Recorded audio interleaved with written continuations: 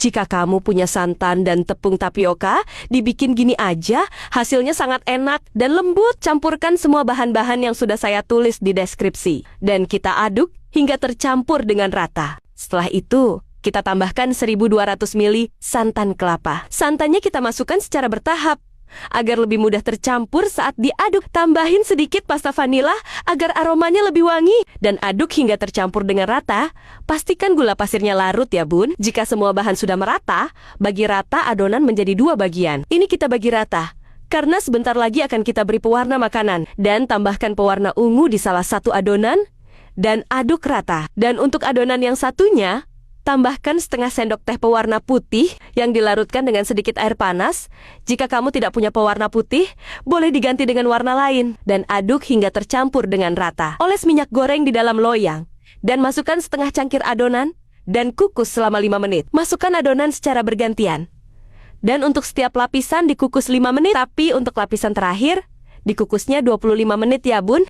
Sisa adonannya juga saya kukus di cetakan kecil seperti ini. Jika sudah matang, biarkan kuenya dingin dulu, baru keluarkan dari loyang. Hasilnya sangat cantik, lembut, lentur, rasanya sangat enak, dan manisnya pas. Kalau boleh tahu, hari ini bunda-bunda masak apa? Hanya diaduk-aduk saja, langsung jadi kue tradisional yang enak, dan selalu jadi rebutan. Blender daun pandan dengan air putih, dan setelah halus bisa langsung disaring. Lalu, kita sisihkan dulu dan masukkan 2 butir telur, 12 sendok makan gula pasir, garam, air pandan yang tadi, dan pasta pandan secukupnya. Lalu kita aduk hingga tercampur rata. Lanjut siapkan 25 sendok makan tepung terigu, campurkan dengan adonan pandan dan aduk rata. Jika sudah tercampur, tambahkan 600 ml santan kelapa. Santannya sekitar 3 gelas belimbing. Dan kita aduk-aduk lagi hingga tercampur sempurna. Agar lebih gurih, tambahkan margarin yang sudah dilelehkan sebelumnya. Dan kita aduk-aduk lagi. Semakin tercampur rasanya akan semakin enak. Siapkan api kecil dan letakkan tatakan dan teflon di atas kompor. Dan panaskan teflon selama 5 menit.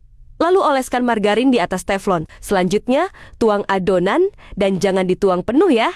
Karena adonannya nanti akan ngembang. Panggang dengan api kecil hingga permukaan adonannya kering seperti ini. Setelah kering, oleskan margarin di atas permukaan adonan. Ini kita oles hingga merata ya bun.